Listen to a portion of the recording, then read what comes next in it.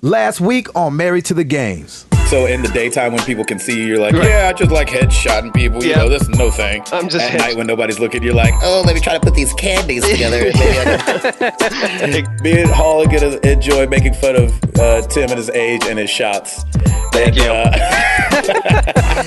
Thank you. Just keep it going. This is good. Just keep it going.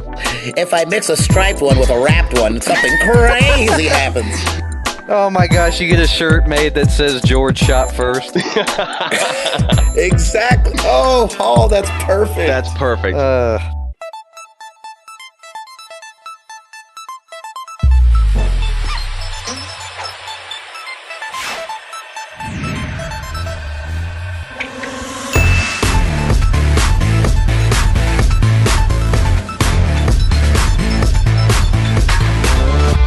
yes, y'all.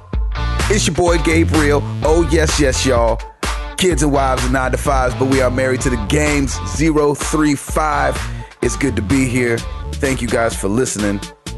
Gabe Patillo, like I said, with you with Timothy Hall and Tim Router, of course.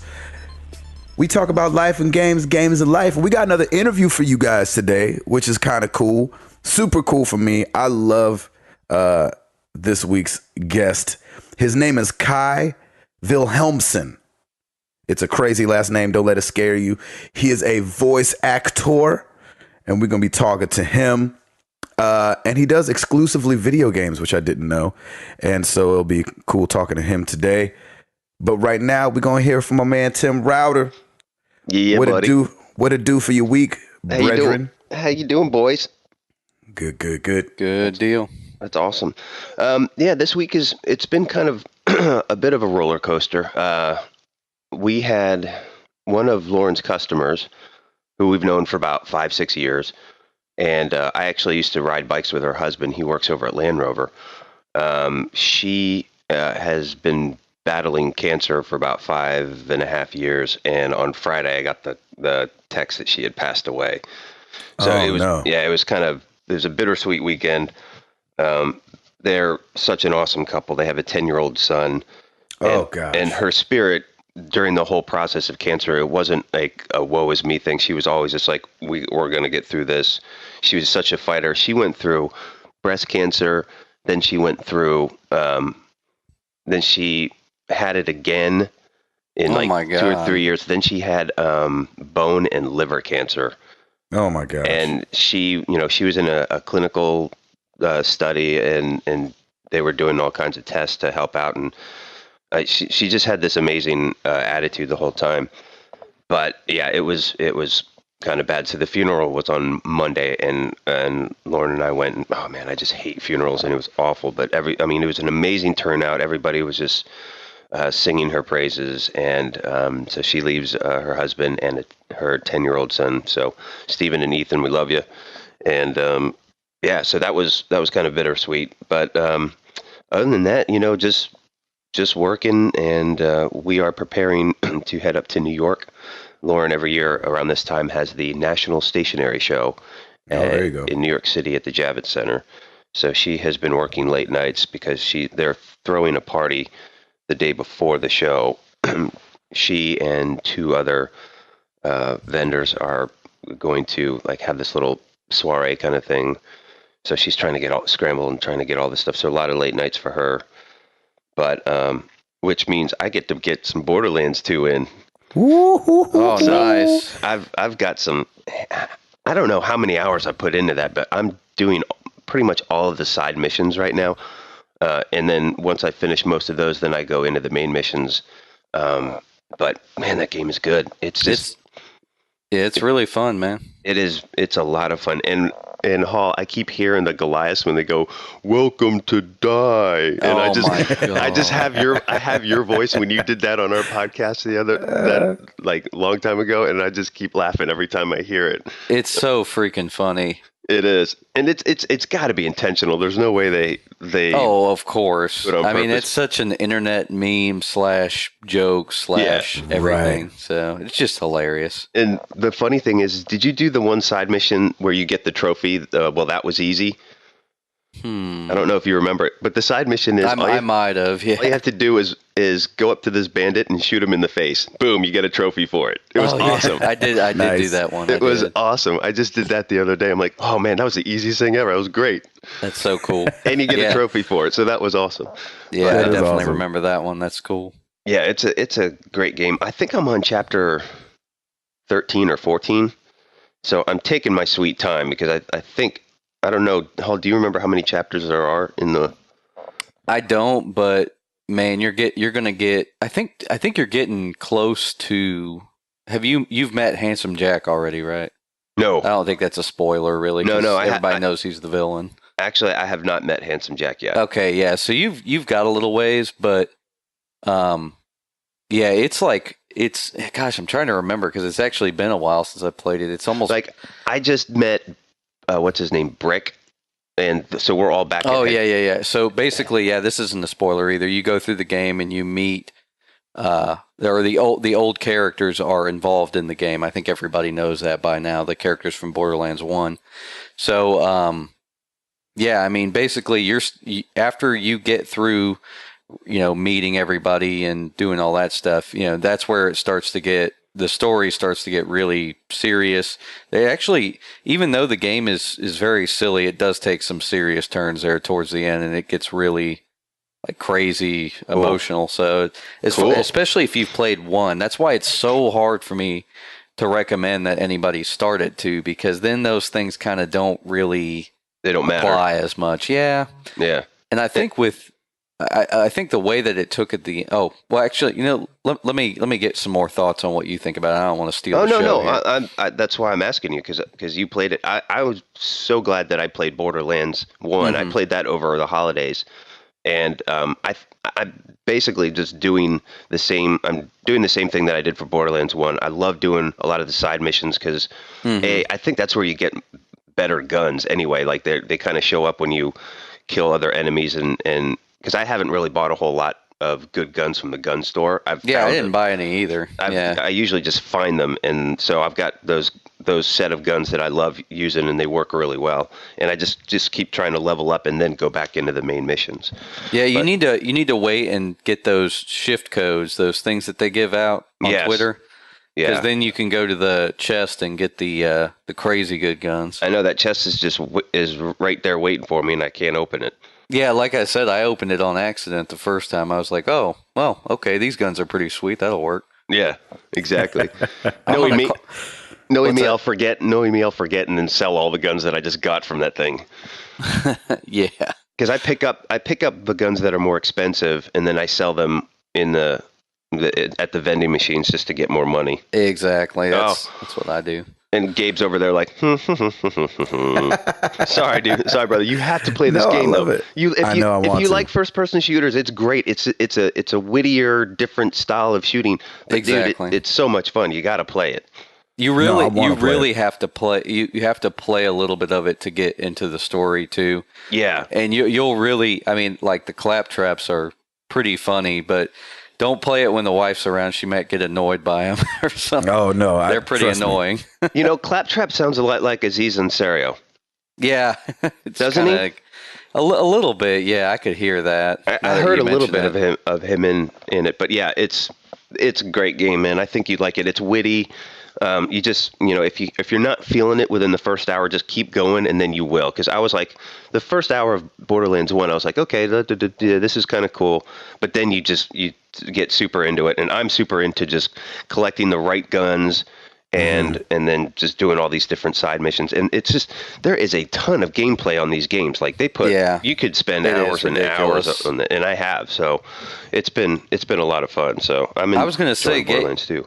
I'm so surprised that Gabe, that you didn't get hooked on the first one, because it is like a perfect game for you. It's got the RPG and the shooter elements both. You know what's funny? I don't know what it was about it. I don't remember if it was like that I was playing that and then Sleeping Dogs came out, or because remember I got it back in the fall, I think when I got it off eBay, and something happened to where either like Sleeping Dogs or Hitman, something I was really looking forward to came out. It was probably both, actually, because I know you were looking forward to Hitman, and then you really got hooked on Sleeping Dogs too, like I have. So yeah.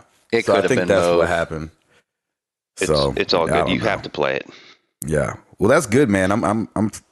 I love when a game is critically acclaimed, and then I hear that you guys love it, Yeah. because I think that just that means it's not just hype, that people are following hype. You know what I mean? Oh yeah.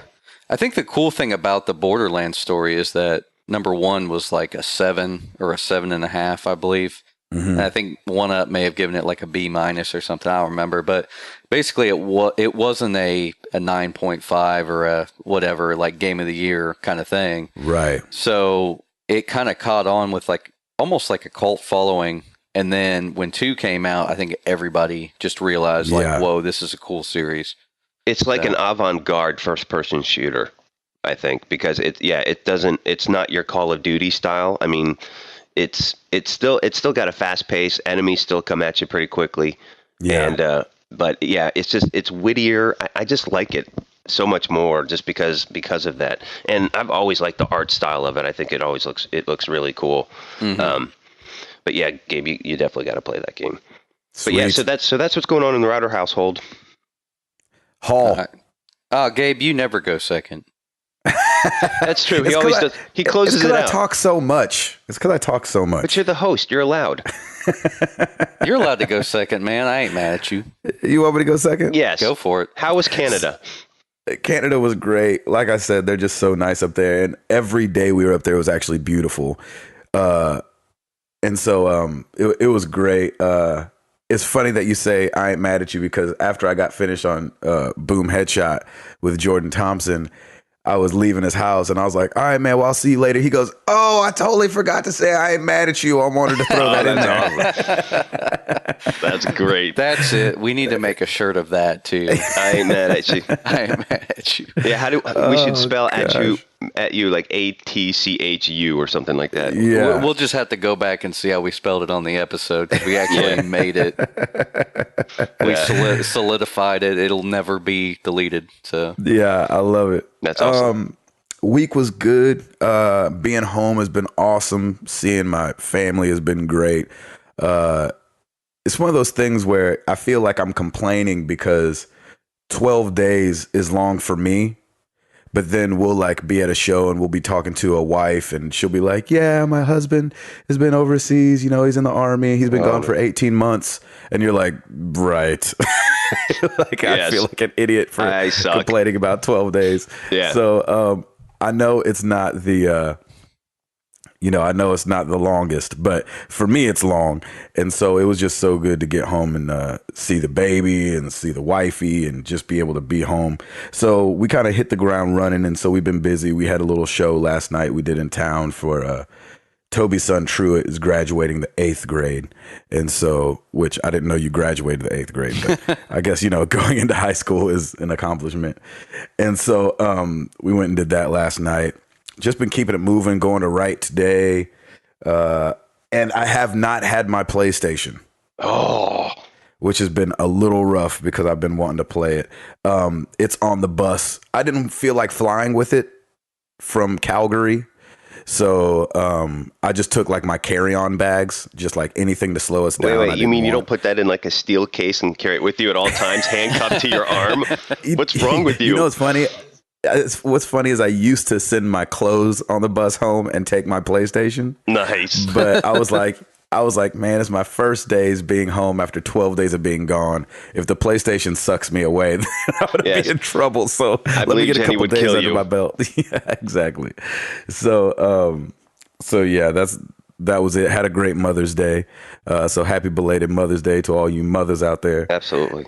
And if you're a mom and you listen to the show, please tweet us, just because that'd be awesome. Oh, man. Yeah, I would like to see how many moms listen to the show. Yeah, we've had a lot of dads, which is great. Yeah, true. But, you would think that. Father's Day is going to be awesome. Yeah, Father's Day is coming up. That's right.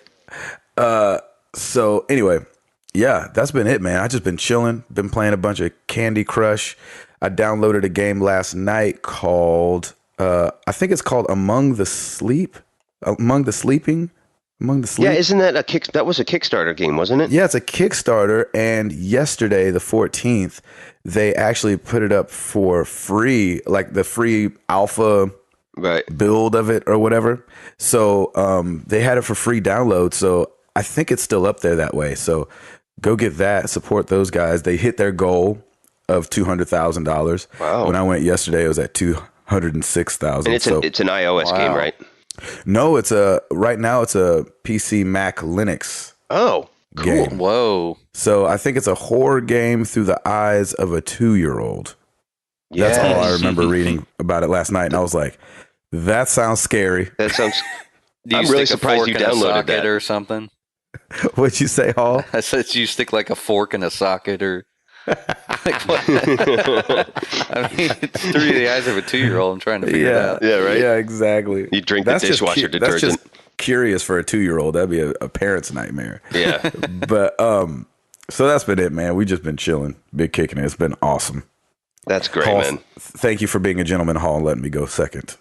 Oh yeah, for sure. Man, now you go, sir. Yeah, now I'll go. I'll bring it in. I bring it home, I guess. Yeah, there you go. Well, for those who have listened to the show, like a lot of people already know that Gabe's involved in the industry, and I'm involved in the music industry as well. The Nashville music industry. Gabe's more international flavor. But I'm internationally known, and I'm known to rock the microphone because I get stupid. I mean, outrageous. Stay away from me if you're contagious. All right, this isn't prom. Let's go. That was amazing. That would be your prom. Yeah, right. That was a new song when you went to prom. Yeah, okay. All right. Let's keep this going from last week then, shall we? Sorry. Hey, I'm actually 1 year closer to Router today. So there you go. Your birthday's That's right. today? Yeah, it's today. Oh, Happy what? birthday, Hall. That was a creeper. You didn't tell I me. figured it Golly. would pop up on Google or Facebook or something. I don't know if we're Facebook friends, We which is are? a shame. We I aren't? don't think so. I I'm not- hardly ever get on there. I wish everybody would just use Google Plus. And I didn't even check Facebook this morning, Hall. Happy birthday, man. Yeah, man. Thanks, man. How old are you today? 27. Oh, you're a freaking youngin'. Oh, Yeah, I hate you know. both. I get to be young and fabulous, I guess. I don't know. Young and exactly. fabulous. There you go. That's awesome. 27 years old today. Congratulations. You made it. Thanks. Yes. You didn't stick a fork in a socket. I will be in about 3 years. So Nice. Dude, I'm so proud. I knew you could do it, buddy. I knew you could do it. I just realized that Tim's going to hit the big 4-0 before I hit the 3-0. Yes, I will. Thank you for reminding me. Sorry about that downer. No, it's all, dude. Honestly, like I'm embracing my 30s and looking forward to the 40s because I don't know. It's just something. There's something cool about it, and I agree. We can 40 talk about is it the later. new 30. You're good. Yeah, as long as I'm. I think that's the only things 40-year-olds say. Yeah, right. As long as Hey, I'm. I'm never not hear- 40. Yeah. You never hear a 20-year-old like 40 is the new 30. It's always 40-year-olds like 40 is the new 30. 40's old. That's what they say. You never hear 20-year-olds talk about age. Well, except for when they're like, "Oh, I wish I was 21." Right. I don't think Okay, Canadians sorry, will get Al. that joke. I think they have a younger drinking age, don't they? Yeah, it's like Yeah. 18 or something crazy. So Canadians are just going to be like, "Well, what is he talking about?" Yeah, we've been Yeah, drinking yeah. for years. Yeah, and Germans are going to be like, "What?" Yeah, think of us. Dude, well, happy birthday, Hall. That's awesome, Hall. Thank Happy you, birthday, man. Thank you. Well, anyway, to get back to my original point that I made about 10 Oh, yes. years ago, being involved in the Nashville music industry, we have Audio Engineering Week, and I think it falls around this time every year.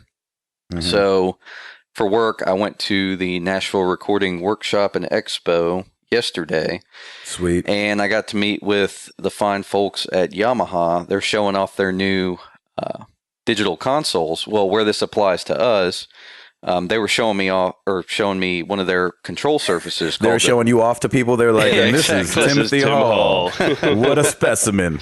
Get him while he's young, y'all. He gets older tomorrow. They were showing me this control service called the Nuage. What it does is it controls audio software, and they said, and I didn't even prompt them on the video games podcast thing. They just told me, we just came down here from Montreal, and while we were there, we had some guys from Ubisoft come down That's and right. check out this unit. Wow. And they said a lot of people who work at Ubisoft like to use Nuendo for post-production. It's a program that Yamaha makes. Yep. And so, yeah, it was pretty cool to hear him talk about that. A lot of people in game audio are starting to use control surfaces. So That's pretty awesome. interested to hear that. Nice. And just to make it completely full circle, Yamaha's record label side of things rents out Toby's studio. Like the back of his studio is where they do a lot of recording. Oh, wow. Yeah. For that's Yamaha. cool. Full circle. There you go. Boom. Where's the conference held or the seminar held? It's downtown at Rocket Town this year. Oh, very cool. Good. I think last year it might have been at the Nashville Convention Center, but they changed it this year. So, and Rocket Town is the perfect size for it. So I was going to say that place is probably perfect. yeah, I mean they had to move a few of the things over to another building, but it's perfectly fine. Really enjoyed my time yesterday getting to check out some stuff. Also, too, I talked to the guys at RLX, and they said that they may be able to outfit us with the studio if we ever decide to go that route. So, just saying, Sweet. Okay. yeah, they're the guys that make Yeah. the acoustical foam and stuff. So, Oh, pretty nice. cool stuff. I need Yeah. that for my house. I'm in. Where are we going?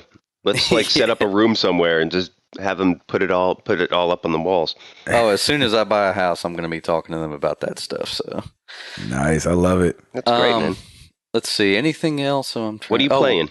I'm playing Blood Dragon still. I got to be close to done with that thing. I've been just mainlining the story. I've been doing a little bit of the side stuff, and it's pretty neat. But the story stuff it's just funny and over the top. It's a lot of fun.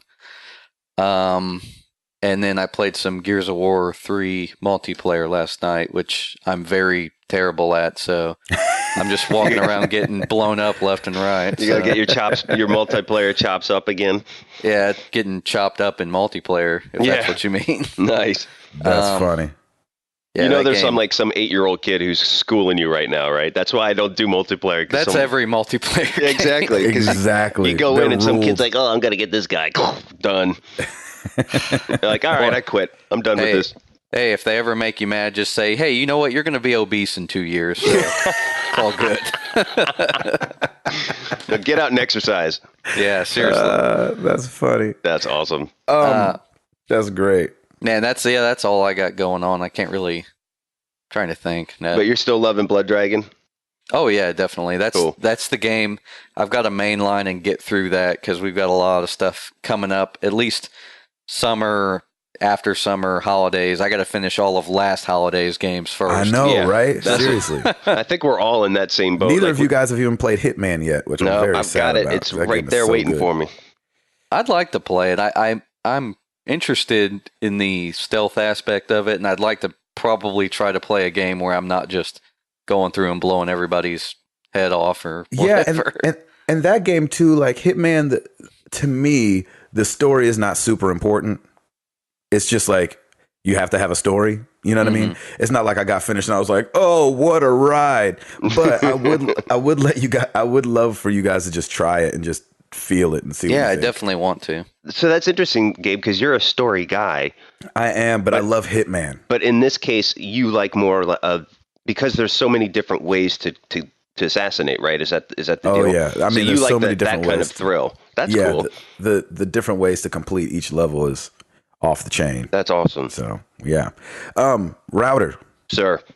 what's coming out and who made money? Let's do this. New releases this week. There's really only two to speak of. Metro Last Light comes out for the PC, Xbox, and yes. PS3. Heard really good things about that actually, and so I'm kind of interested in it because it's more first person horror adventure, first person shooter kind of a game.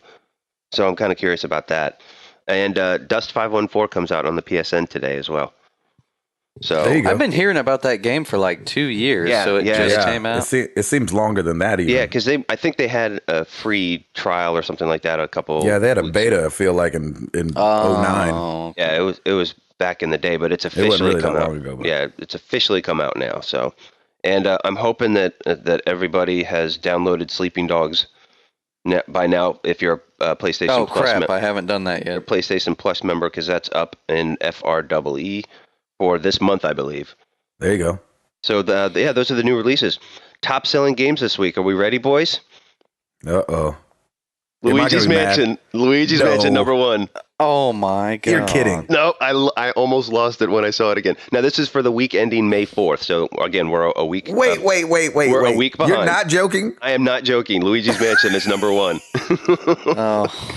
They did. Listen to this. They did another 53,000 units. Right. Oh my gosh. In the 6 weeks they have sold 681,000 units so far. Dude, it's a 3DS game. That's amazing. I might have to go buy it even though I don't have a 3DS and just stare at it. Like, right. I know you're a good game. Yes. And I buy good games.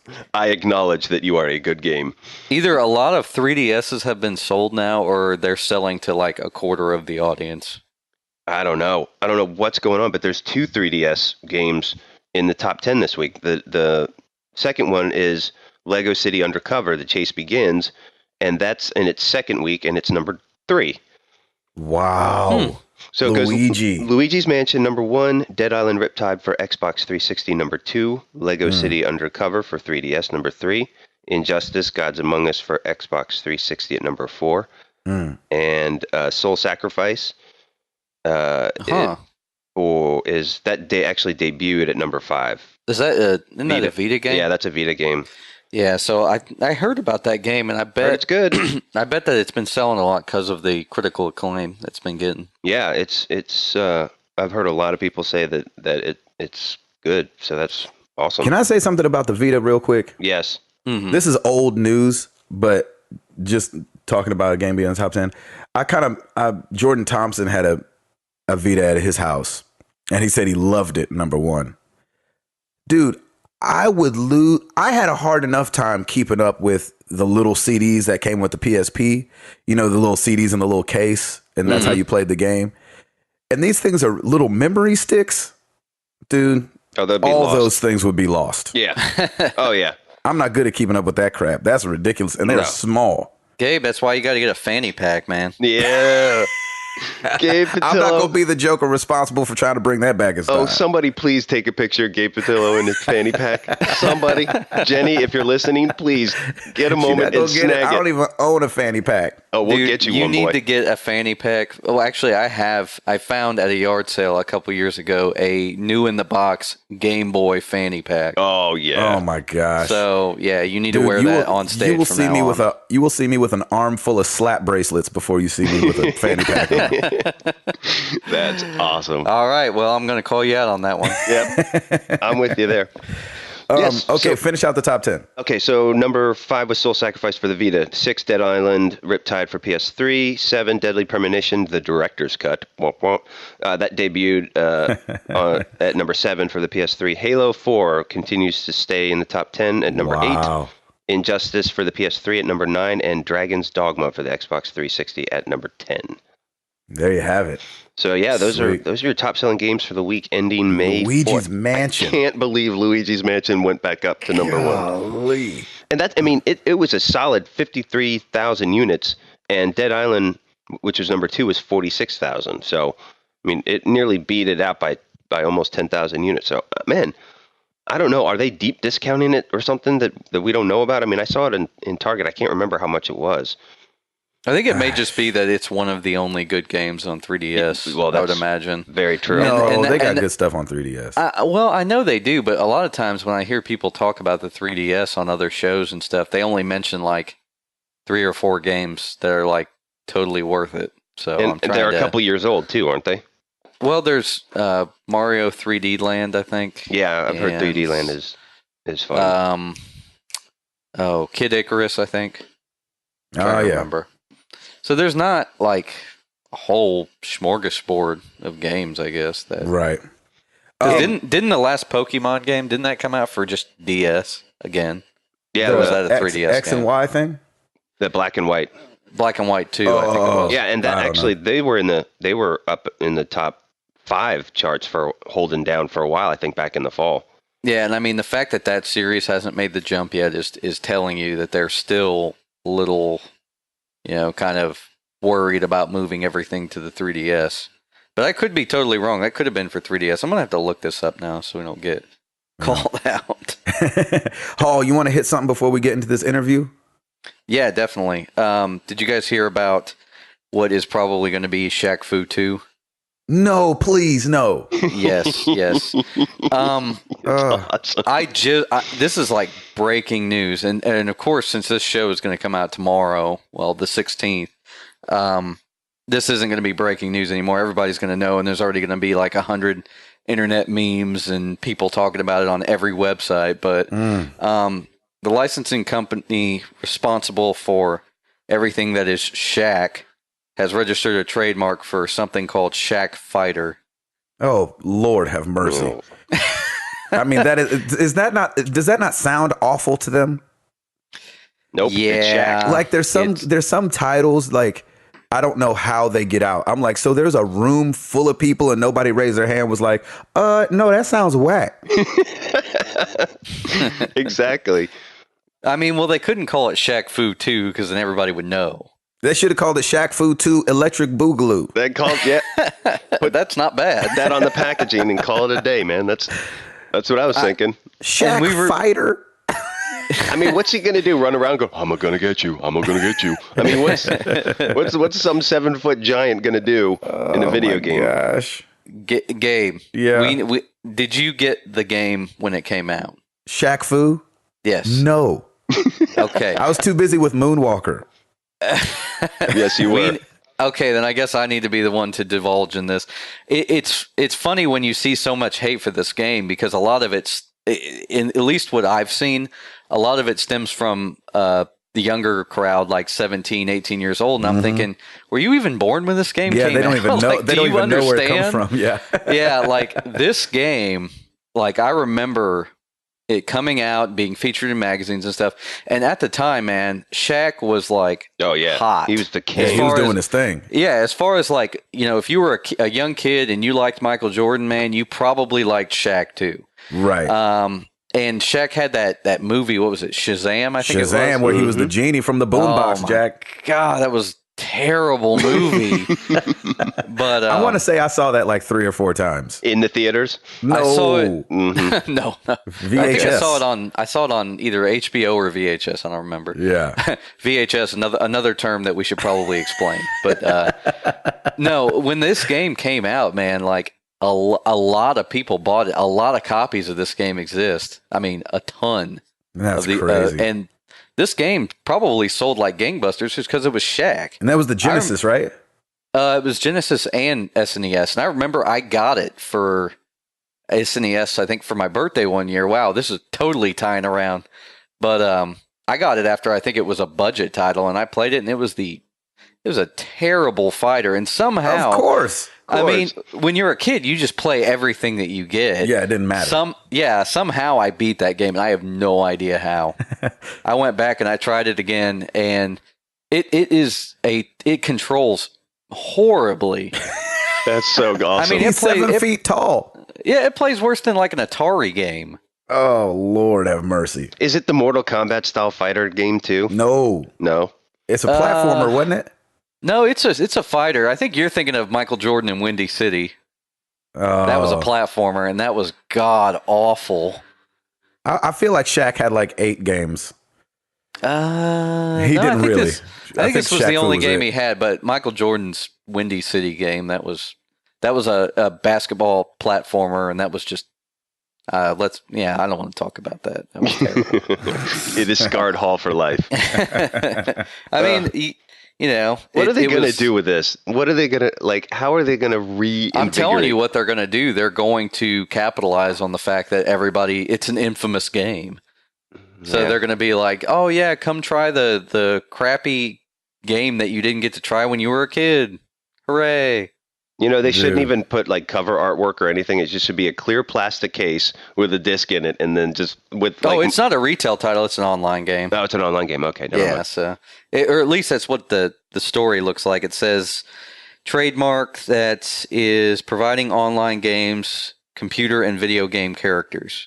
Wow. So I can imagine it's going to be Shaq, Charles Barkley, Larry Johnson. I don't know. That would be freaking awesome. All these people that kids have never even seen play basketball. Right. Oh, gosh. Well, that's fun. Muggsy Bogues. It's going to be nuts. Oh, well, Shaq. We love you, boy. I want to go on record as saying don't do it. It's not too late to pull the plug. That's right. Anyway, let's get on with Kai. Yes. Because he's got some cool stuff to say.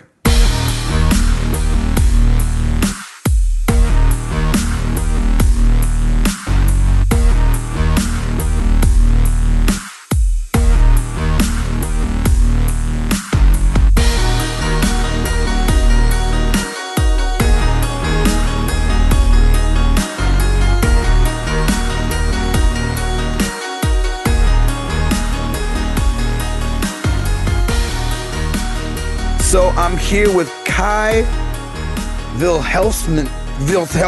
Yeah, I'm just kidding. Vilhelmsen. Vilhelmsen. Yes, I know. I know you get it all the time. I actually have it sitting in front of me. I'm totally kidding, but I know that you probably get your name jacked up all the time. IMDb jacked up my name 3 different ways. My name on IMDb, it is spelled 3 different ways because companies have misspelled my name. Of course they have. Of course, that. It's not an easy one. That was one of my first questions I wanted to ask you. You have a very, very unique name. Where does it come from? What's your background in that? My ancestors were Vikings, so they pillaged. My dad is from Denmark. Okay, so he's an immigrant, and his name is Kai. Oh, okay. So are you a junior? No, he's Kai Herman. I am Kai Richard. Thank you. Okay, there you go. I'm grateful. Yeah, so Denmark kind of Denmark. thing. Yeah. Got you. That's a strong name. Thank you. So for those that don't know, we've talked about it a little bit already, but Kai is a voiceover artist. Is that what you would consider yourself? I'm a voiceover artist. Thank you. Yes. I like I'm that. An artist. And so I thought it'd be just amazing to have him on the show, and I'm so glad that you've taken this time for Married to the Games. So I mean, just talk about what you do. You do voiceover stuff, but you also have done some video game work, which is obviously why we had to talk to you. Oh yeah. Yeah, go ahead. How'd you get started? Where did this all begin? Well, actually, it's fun, and you never know when you accept a job of any kind what can come out of that. Sure. I was doing a really cheesy briefcase ad in San Diego, California. And all we did was carry a suitcase, and there was this gal there and myself. They never saw our face. And, we did what we were told. Yeah. But this girl, Jodina Scazola, there's a name. Yeah, Jodina. That's harder. Yeah.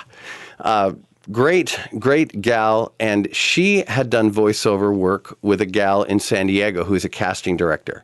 Okay. And so as a result of that, she said, you should maybe come down and audition for this one game. I'll tell Lonnie Manella. She's in San Diego. She's done tons of work. And so I went down there and pretended that I knew what I was doing. That's always how it starts. Isn't it? That's right. I just faked it. Yeah. And so I got my first little game in 1999. Okay, so but you were already acting before then. Yeah, I had done some stuff here and there. I was working at Disneyland at the time in entertainment over there, doing character work and doing stage manager and doing different fun stuff there at the park. Mm-hmm. I started out doing a show for a release of a movie at the El Capitan Theater on Hollywood Boulevard. Yeah, so I started there doing a show, and then as a result of that, I met people who worked at the park, said, hey, you should try to get a job there, and I needed a job after the gig. Right. So I started as a stage manager, and then I worked over in the character department and took care of all the characters and told stories with princesses, and I did shows in the park and character stuff. It was a lot of fun. Yeah, I tell people I'm a grown man. I'm 31 years old, and I love Disney World and Disneyland and just everything that's wrapped into it. I've got buddies that work there, and we do shows there every year, a thing called Night of Joy with Toby. Right. And, and I absolutely love it. There's nothing about it that tires me. Oh, yeah. I love And I'm older than you are, and I like it too. So, anyway. Okay, so you said 99 was your first video game. Yeah. And which makes a lot of sense because when I was a kid, I've been gaming my whole life, and voices didn't really start taking over until the late 90s. You know, back in the day, you know, when you were playing Nintendo stuff, it was just like, you know, it's just like noises. It's not voice. So what was your first game in 99? Do you remember? It was called Mach-N X. Oh, sure. And it was, it was strange. I'd never seen anything like that. We recorded around a head that had different mics, you know, to the left and the right and front and back. So it was localized, you know, and it was basically designed to, you know, kind of have circle sound or whatever. And what were you doing? I just did, I did a number of characters in that. And I saw the game. Right. I don't know how well it did, but as a result of that, then I started getting more work through that channel. So that's amazing. That was the reason I know that name, and some of our listeners. Do you really know? You know that? You know that game? I've heard of that because one of my favorite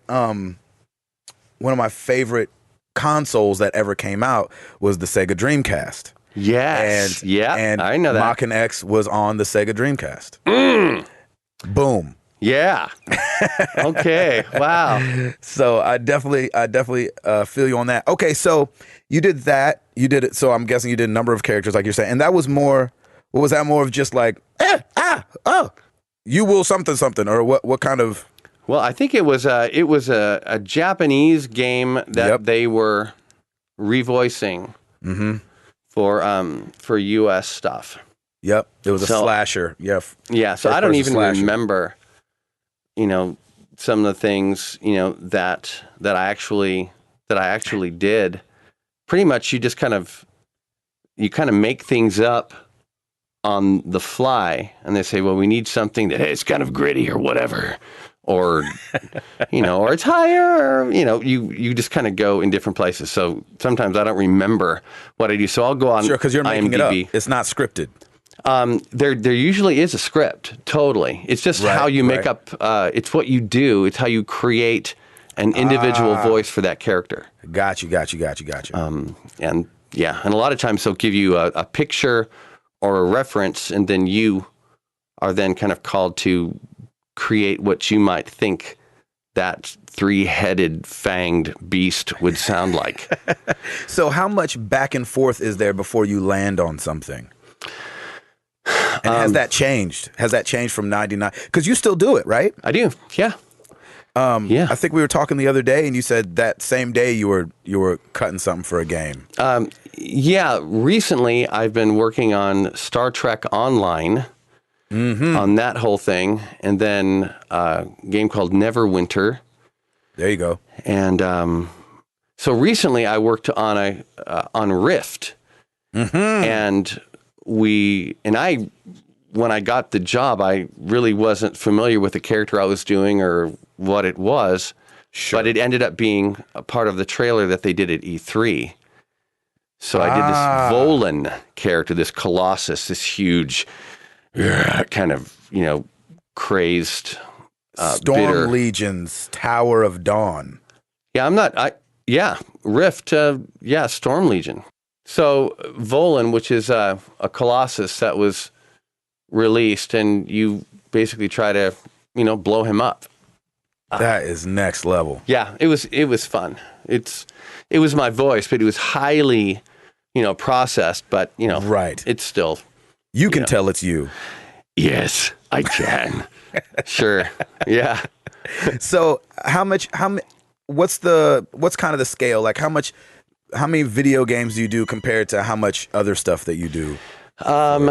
Mostly, since I've been out here in Nashville, I've pretty much just done video games.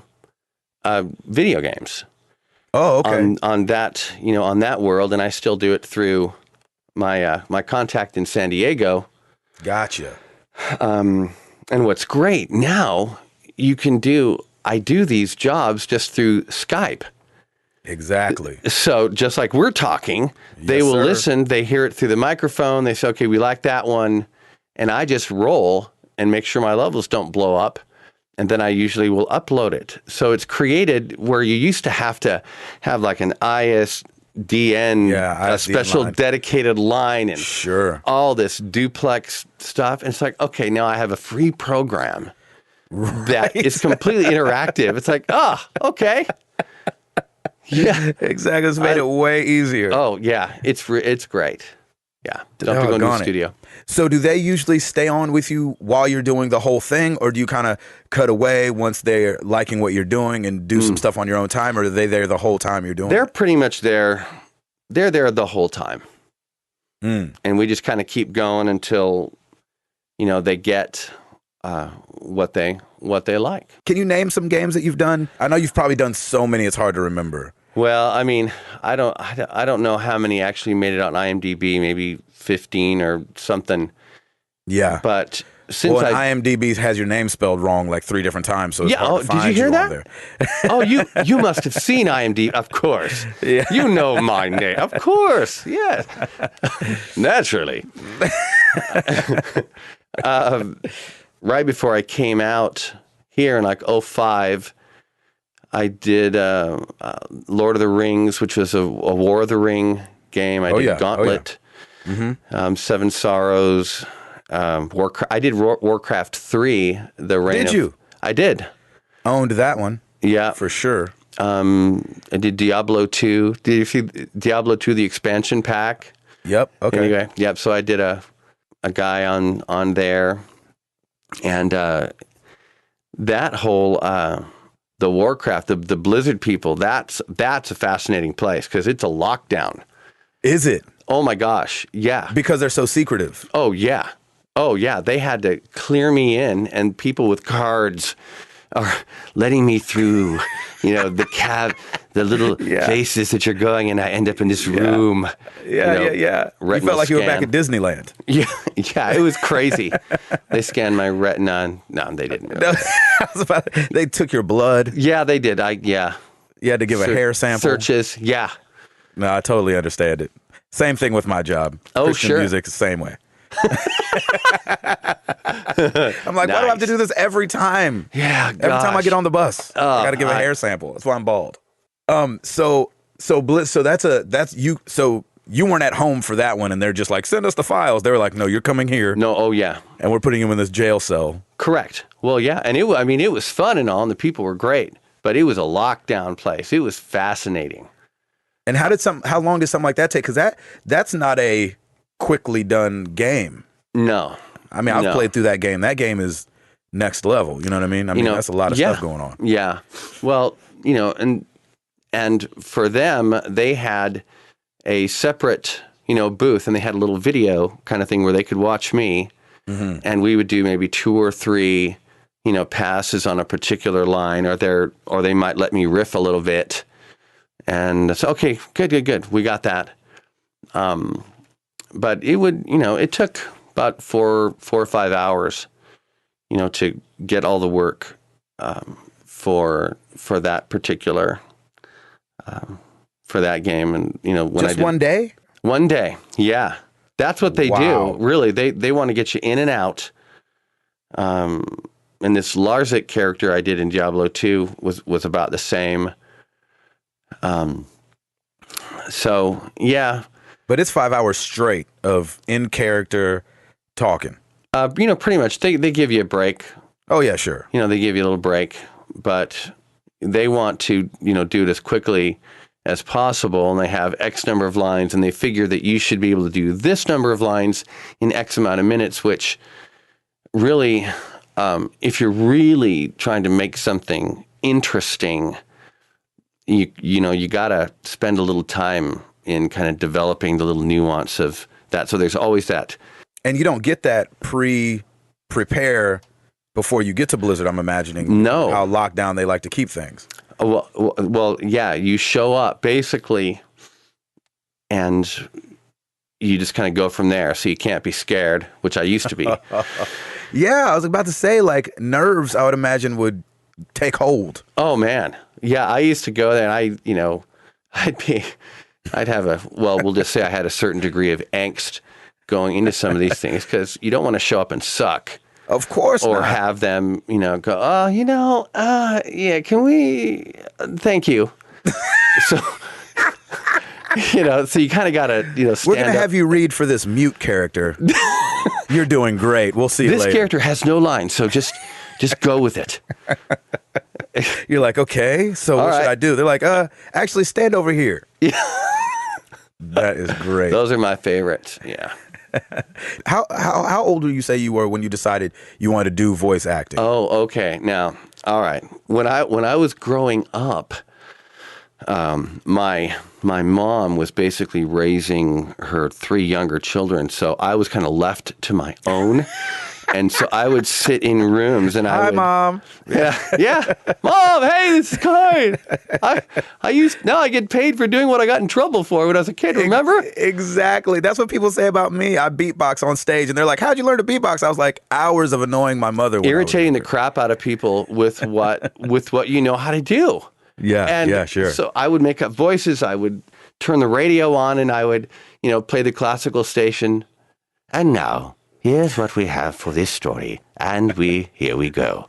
And I would just make up voices because I didn't know what to do with myself. So, and then I would try it out on people and do voices and I would irritate my brothers and my family. And then they'd say, Kai, shut up, man. Stop doing those stupid voices. Shut up. So there is a certain degree of satisfaction that comes when I now get paid for what I used to get in trouble for. Amen to that. So thank you, Jesus. Awesome. Yes. Thank you, Lord. Redemption draweth nigh. So that's good.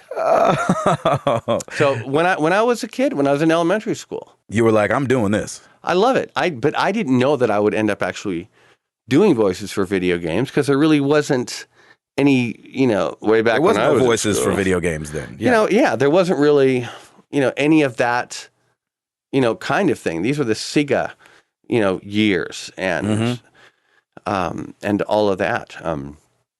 So really only in the last, I don't know, 15 years? Yeah, I would say 15, 16 years is something like that. Hold. That voices have actually, that they really care about the voice of these different characters. So what's a this is probably going to sound like a weird question, but everybody's got their hard days, even great jobs. Like I have an amazing job, and the fact that I get to do this as a hobby and play games. I mean, I have an awesome job, but everybody has a bad day or a rough day. What's a rough day look like to you as the voice of video game characters? Yeah, well, that's a weird question. Sorry. And there are some days, as you know, like when you're on, I mean, dang, right. You're just on and it's just coming out of you. And it's like, it's this kind of experience when it doesn't really seem to be working or I'm trying, and you can kind of tell, from the people that are talking, what they're saying, and how the direction's going, and if they're over-directing you, or it's just becoming this kind of big, tedious kind of, then... Do you mean like when they're looking for something so specific and they just don't feel like you're nailing it, but you have no earthly idea what they're actually looking for? Now, isn't that interesting? Or, yes, or they will direct you in such a way that they want you to say, okay, they're wanting you to do the line a particular way, but you have not actually established the voice or the heart of that character.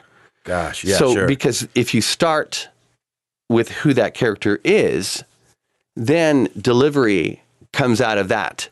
Sure. Versus, okay, we want you to deliver it like this. Well, okay, I'm really not sure what you want this guy to sound like. Sure. who this guy is. So, and I've had good sessions and not so good sessions. I've had sessions where they've just said, okay, well, all right, Kai, well, that's great. We'll maybe just have somebody else do that character. No way. Yeah. Gosh, that is rough. Oh, it is. And then I'm going, well, it would have been nice had you maybe given me a better idea of who this guy is. If you were better at your job, I'd be better at my job. Well, yes. And of course, I think that because anything I say is going to be on tape. So it's like, can we stop rolling? You're an idiot. What you don't understand. Yeah. Okay. Yeah. You're not giving me anything. So you really just have to kind of be generous and as an artist and as your craft, as they say. Sure. You just kind of got to just give it out there. And, if they say this isn't right, it's not right. But sometimes you nail it, and that's always good. Right. And that feels amazing. It does. It's like when you barely need the script. That is right. Like when the script flows so well or it's written so well. Well, yes. And now that's a very good thing, too. Some scripts are just poopy. Okay, you really want me to say this? Okay, well, you are paying me. Yeah. So I will say this, but people don't talk like this. Or, would a Klingon really say this? Actually, the guys at Star Trek, they're very specific. I mean, they're really? very good. Oh, yeah. And nuanced because they've got a very specific, well, and that fan base is crazy. Oh, it is crazy. And they're fans themselves. And so we talk, and I'm kind of a geek, and we talk about episodes of Star Trek. And, I met William Shatner a few weeks ago. I went to his one-man show. How was it? You know what? It was awesome. Was it? That guy's like 81 or 82, and he was, killing it. I mean, he was killing it. I said, okay, I got to see him. He's coming to Nashville. I sat on the second row. I'm looking at this guy and I'm going, oh my gosh, I thought this character was like my dad kind of a thing. And so afterwards, it was a meet and greet. Yep. And I'm looking at him and I'm seeing, because there were 100 and some people who had the package that I did, and they were going up and they were taking a picture, with him. He's signing a little thing and they're kind of going through. And I'm thinking, okay, in a way, I kind of want to tell him, this character was significant because it at least gave me, an idea of what, kind of a man I would like to be. Oh yeah, sure. So it was some sort of icon. It was an example. Yeah. I'm thinking, oh man, I'm going to get up there and he's just going to say nothing, and it'll be, So I almost got out of the line like 3 times. No way, because you're like, I don't need this to be ruined. That's right, because the illusion and the dream, if this is my one shot to like talk to this guy. Right, yeah. And so I finally got up there and, they said, this is Kai. And, so he's starting to sign my paper and more of the little poster he gave out. I said, hey, I grew up basically thinking Captain Kirk was my dad. I really didn't have that kind of a strong example. And I just want you to know that was significant to me. So thank you. Yeah. And he stopped and he looked at me and he said, you turned out to be a good boy. No way. And I went, oh. I almost started bawling. I was about to say, you didn't cry? I did cry, actually. It was just a weird, surreal kind of thing. Going, wow, okay. Well, all right. I've been waiting to hear that my whole life. That's right. So, there's counseling for that. But there is. Yeah. But he was very gracious. So that was a weird kind of thing. So it's kind of fun that I am kind of part of this Star Trek online and those guys over there, and they're cool, and we geek out on different episodes and the Salt Monster, things like that. Episodes. Sure. So were you involved also in have you done cartoons or voiceover for movies or anything like that? The only movie project I did was called Heidi. Exactly right. Don't That's put right. a cap So far, I on don't now. limit myself. Believe in yourself. Come on. Exactly. You've got a lot of life ahead of you. That's right. I'm not. You've been a dead good yet. boy. It was called Heidi Forepaws, and it was a talking dog movie. Okay. That I got when I was out in L.A. But what was fun about it was Angela Lansbury was in it. Yep. Julian Sands and Steve Guttenberg and these different guys. And actually, I was in the booth with these guys, not Angela Lansbury, but I got to be in the booth with these guys going, oh, wow. So how are you? Well, Steve Guttenberg was the mayor of some city, out there, or Malibu or something like that. Sure. But that's really the only project that I did, so far. It's been crazy the last few years. Yeah. So, the whole reason I asked you was just to see what the difference was between, the video game world and the film world. I didn't know if there was any drastic differences besides the fact that I know in film a lot of times they'll be in the same room with each other. Do you guys do that in the video game world at all? Are you ever with anybody else, or are you usually always by yourself? Usually you're by yourself. Yeah. Because they want to just be able to cleanly cut, in and out, just kind of like, what we're doing. Yep. And they do movies that way as well. Mm-hmm. So you're kind of having to react to the nothing. Direction that they give you. So, and then interpret that, and then hopefully, do 2 or 3 little nuances, that particular thing, and then move on. Right. So do you find yourself, have you ever been able to do Kai yet? Like, there's a, like Seth MacFarlane who does Family Guy. Oh man. And I saw him on the Oscars. He was great. I missed it. We had a show that night and we were parked underground, so we couldn't film it. Tape it. I was really mad. That guy has got chops all day. He is smart, funny. He's a smart man. Cookie. Yeah. Yeah, I love Seth MacFarlane. Yeah, he's good, brilliant. So we all know that anybody who watches Family Guy, that he does 4 or 5 voices on there. Yeah. And 2 or 3 of them are nowhere close to his voice, but Brian the dog is really close to his voice. He just maybe kind of breaks it down a little his bit. Voice a little bit, and right. and he's Brian the dog. Right. And then you have guys like Nathan Drake from the Uncharted series, played by Nolan North. And it's really just Nolan North talking. And and the bad side of that is he's done some other games where it's just him talking. Like, why is Nathan Drake out? And you could just feel it, that it feels very the same. Have you been able to just do Kai yet? I don't even know what I really sound like. I mean, what is my voice? I don't know. Help me. Yeah, I'm trapped in this body. I'm trapped. I don't know. So, I don't know if I really speak, up here, or if I'm right here, if this is my voice, or if I'm a little bit lower, a little more, I don't know. Or if this is my real voice. I don't know. I think it's somewhere in there, but I don't really like my regular voice, my just speaking voice.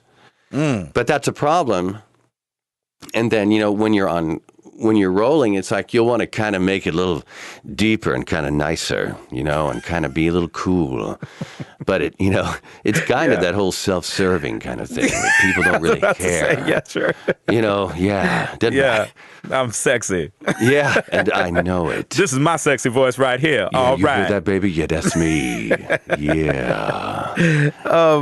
Okay, so that's interesting. So not only do you not know who Kai is, but maybe you've done Kai and you have no idea. Yeah, maybe I just forgot. What's the longest process you've had to go through? Have you had one that was just not so much grueling, but just long? And how hard is that to come out of when you're talking to friends on the phone afterwards? Yeah, when I did the Lord of the Rings, the War of the Ring game, it was this Grishnot character, which was kind of in here the whole time. Oh my gosh. And that was a good 4 hours, maybe 5 of doing this. Yeah. You'd be popping hall after hall after hall just to keep your voice out of your throat. You know what I mean? Oh, yeah. And unfortunately, I can do these kind of dark, deep things that people like, but, and that kind of whatever that is, with a growl in there. Yeah, but that takes a little toll. So you kind of, on the one hand, you have to save yourself, but it sounds so cool when you really just, let it out. So you kind of got to give yourself a little time to recover. But those are the things that are the most painful and grueling. All right. Well, before I let you get out of here, which I do have to go to the bathroom. Thank you. Yeah. Again. Before I let you go to the restroom. Yes. Again. Just talk for a moment about people that love this and that want to get into it. Guys like me, if you take me, for example, I came up in theater, always loved acting, obviously, and super enjoy performing. Have done it my whole life. What's the process to get into something like this? If you were to encourage somebody who was like, man, I want to give this a swing or give it a shot and just see what happens, even if it's not, talk about too the importance of having different voices or just, maybe being lucky and being like a Nolan North or an Ice Cube who gets to just be themselves in these games. What would you say? Yeah, well, I do talk to people about that, and it can be very daunting. Okay, so where do I start? Yeah. And really, what I was doing, if you're interested in that kind of thing, and you do have some voices that you do, or if there's a particular thing that you enjoy, a genre or whatever, basically just start recording yourself. Right. You have to. And actually, I wrote a little demo tape of just these cheesy voices that I did. I just did it at home with a reel-to-reel recorder, basically, and I just wrote something and put it down. Now, did anything come of that? Well, not necessarily, but I did. But I was able to to show it to somebody, and then you can hear yourself. Okay, so all right, so you basically just try to find opportunity, and you can find opportunities to do things. And maybe it's for Sunday school, or it's where they need a character voice or a puppet voice, or it's basically you just find ways to do that, just kind of where you're at. And it is interesting that when you start doing that, where you kind of change your vision to, okay, I want to start to find opportunities to do this, that, you might do this. It's just a little thing. It's like doing a briefcase cheesy ad where they don't even see your face. But the more you just get yourself out and do something, however, of course, there's no pay for 95% of all these things, but at least you're getting yourself out there. Yeah, experience. You know what? That's right. And really, luck, if you want to call it that. Really, it's just preparedness meeting opportunity. So in a way, you kind of create your own because you're ready, and you're doing things. That's an interesting voice you do, and you just kind of try them on your friends. Oh, okay. Try them on your friends, and maybe there's a particular voice that you do, or you can start imitating somebody. I would imitate different people, and then you just kind of try it on there. But it seems that if you are good, or if you have something that is interesting, a way, you'll find ways, to do that. Some people, and you can take classes. People take classes, and you can make a little demo recording. There's some places here in Nashville, that you can do that, as well. Just learn what you can. And I read about making demos and different things like that. But I got my first job because I knew somebody Sure. Because I met somebody, but I had been doing stuff before that really I wasn't trying to become a voiceover artist. You were just doing it. I was just doing it because you loved it. Exactly. And it's just like acting, it's dancing, it's whatever. Because I've got friends over at Disney that there are, as they call, fierce dancers. And tremendously talented people that actually, it doesn't necessarily happen. Of course. But if you're doing it because, you love it, if you're just out to make money, then that's going to be a hard life for you. You might want to find something else. You know what? Yeah. Get a day gig. Get a day gig and then just, find opportunities, to do that. And I don't know, things, seem to, opportunities are afforded, I think, when you actually look for them. Sure. But just have fun, though. You got to just have fun and talk to yourself and don't worry about what other people think when you're talking to yourself in different voices and things like that. I love that. Yeah, but there's always room. There's always room for talent. There is always room for good talent. Sure. Just got to go for it, baby. Believe in yourself. Believe in yourself, Gabriel. Okay, I do. You're the best you can be, and I mean that. Look at yourself. Look at me. No, you can't. This is Skype. Okay. Mr. Vilhelmsen. Yes. Thank you so much, man, for taking the time. No, you're welcome. It's been a pleasure. Kai Vilhelmsen. That was awesome. That was great, man. I love that stuff. Voice acting. He's so animated too. That's what his voice is I know. I didn't even have to pull it out of him. It was amazing. No. It's natural. So that means he was born to do this anyway.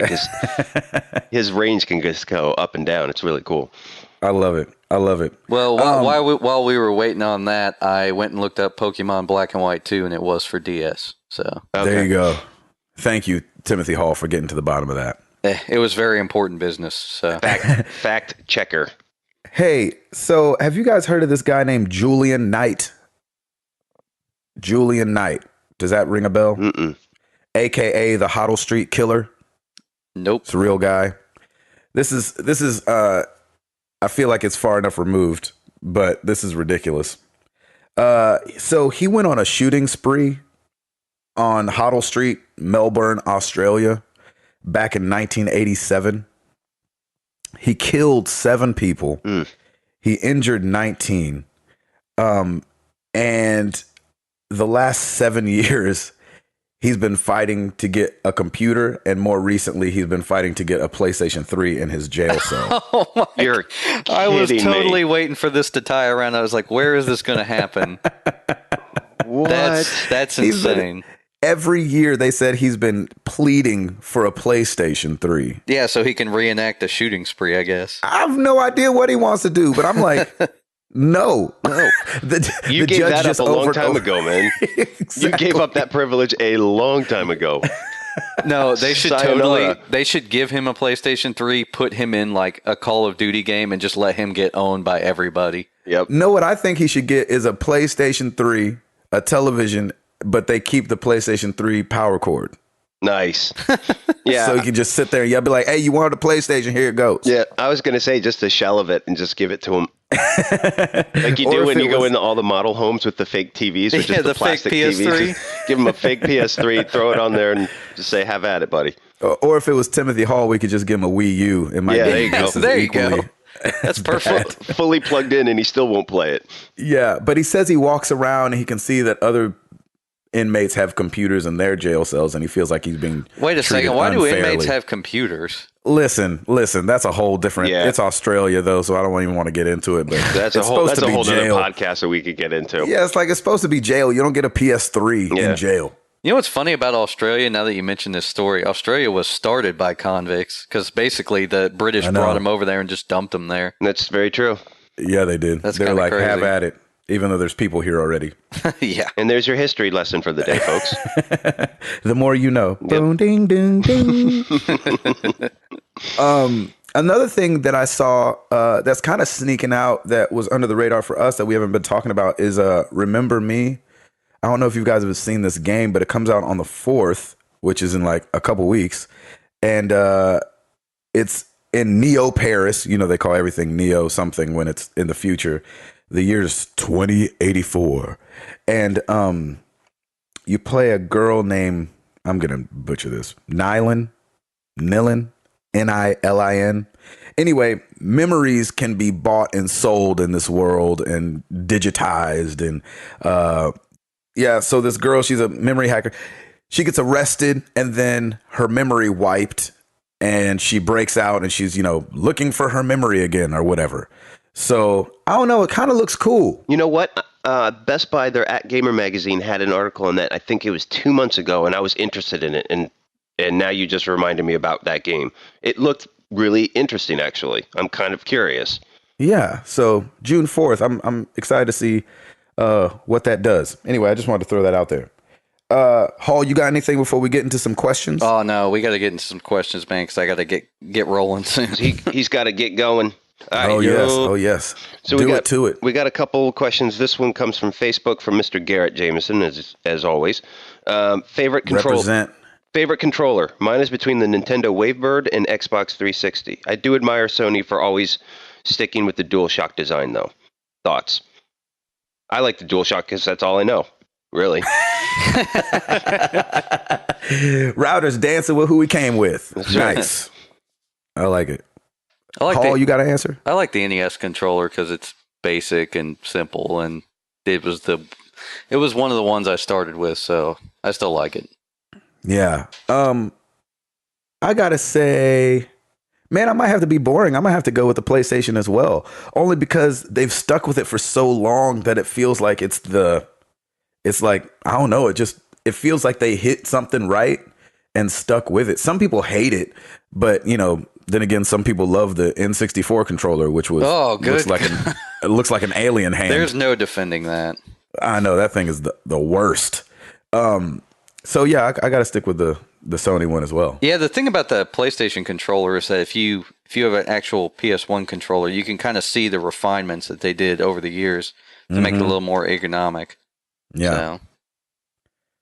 Oh, that's awesome. Thank you, Garrett. We got another one from Facebook from Joey McPherson. Has there ever been a time where you felt like you were done with video games? I'm kind of there right now. The past few games I just couldn't get into. The last one, Borderlands, I played for an hour but didn't care. Also didn't care about Far Cry 3 Blood Dragon. I love Far Cry 3, but didn't care for Blood Dragon. I know I'll get back into them. The Last of Us and GTA 5 are coming out, so I'll be excited for that. Oh, Joey, it sounds like you're just going through a rough patch, brother. And you know what? We are here to walk you through it. Exactly. We are here to help. I guess that's one of the nice things about us not playing everything as it comes out is that we always have something to go back to when there's a dry spell.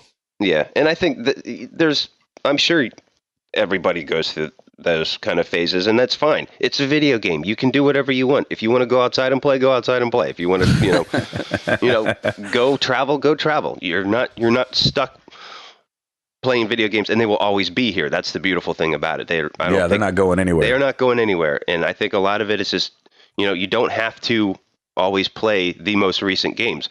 None of us are really playing, well, besides Hall playing Blood Dragon, like we're all playing like at least older games, and I'm going to keep playing a few older games too, just because A, nothing is exciting us yet, but B, I mean, there's so many titles out there that you can grab that might reinvigorate you. So, just look around and see what looks good to you. Like I had kind of poo-pooed Sleeping Dogs, and that game got me hooked back into those style games anyway. It's kind of my style anyway, that I like to play the action, adventure, and open world games. But you'll just keep looking and find some games. There's tons of games that are cheap, and look around and see what you like. Go ahead and stretch out too. Try some stuff that you haven't played before. Like I know that when I first played Guild Wars, I was like, I've never played an MMO before, and I actually really loved it, and it was something totally different than what I'm used to playing. So maybe if you're in a dry spell, like Voss said from Far Cry 3, is like, did I ever tell you the definition of insanity? If you're playing the same stuff over and over and over and you're not really liking it, try something else, man. There's a game called Rift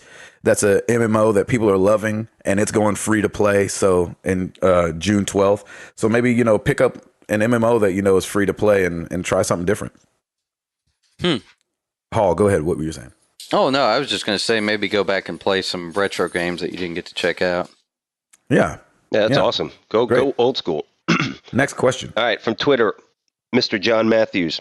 Hey, MTTG crew. What was the first game with QuickTime events that you played? For me, it was Dragon's Lair. I'm old. That's awesome. Well, you know what's funny? I'm right there with you, my man, because that was my game too. Dragon's Lair was the first time I played with QuickTime events. Yeah, that's got to be Dragon's Lair, Space Ace. Those were my two games.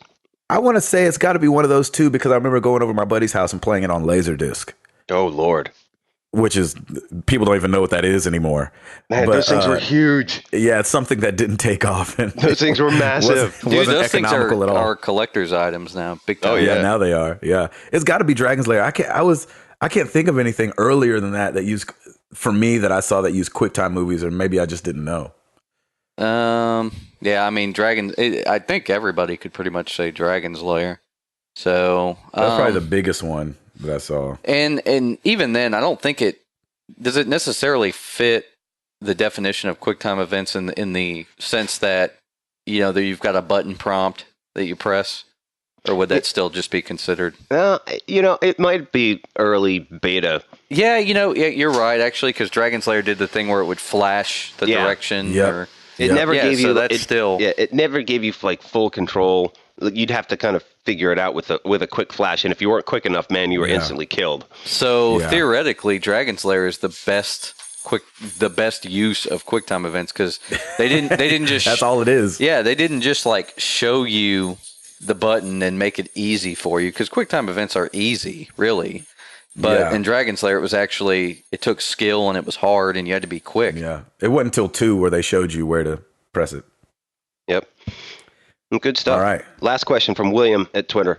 And this kind of ties in with the Xbox press conference, which is coming out on Tuesday, May 21st. I know Game Trailers is starting their coverage at noon. I think Spike TV starts their coverage at 1 Eastern. But his point is pretty valid. What's the point of having Microsoft announcement on Spike TV for normal consumers if most of us are at work? Why not prime time? Because it fits in with the news thing. Yeah. What do you mean? Oh, man, I just interrupted Tim again. No, you're fine. Go ahead. I was going to say, it fits in with when a lot of the guys who buy games are at work at that time and they're probably reading news websites. So it fits in like perfect timing with that. That and also I think they want to do everything in real time anyway. Look at all the Apple announcements and all that stuff. It's never at prime time. It's usually smack in the middle of the day anyway. Mm-hmm. So to follow, it's just, I think it's especially in tech, it's pretty much a standard to kind of have it sometime in the middle of the day versus at prime time. And they want a reason to get out of work. Yeah, right. They're like, hey, why don't we have our conference in the middle of the day? Then we don't have to go to work that day. Yeah, but I mean, when E3 comes around, I'll be on Game Trailers watching everything anyway. And last year I watched a ton of the press conferences, and it was like 2-3 o'clock Central time. Some of them will be in the evening. Like, since it's in LA, yeah, it's different. It's easier because they're on Pacific time. But yeah, the evening stuff too. They don't want to get in the way of your primetime TV shows. A lot of people watch shows around then. Yeah. So very good point. Yeah. Thanks everybody for your questions. It's awesome. That closes out our question section. Oh yeah. We appreciate you guys writing in. It's awesome. I know Hall's got to go, so we will wrap this up quick. I got to give a big shout out real fast to Ed Placencia. He put up that he drew that I got tasered by. Awesome. I got tasered by George Lucas drawing. Oh my gosh, that was so funny. Brilliant. He's on a roll, by the way, with Draw Something. He's doing like a 30-day challenge thing. Yeah, he's on a roll. So Ed, keep going, man. Your stuff is awesome. That is awesome. We love it. And I'll plug Ed real quick. Ed does comedy reviews on the side. Comedy-reviews.com, I think, is his website. So if you're into stand-up comedy, he reviews those kind of things.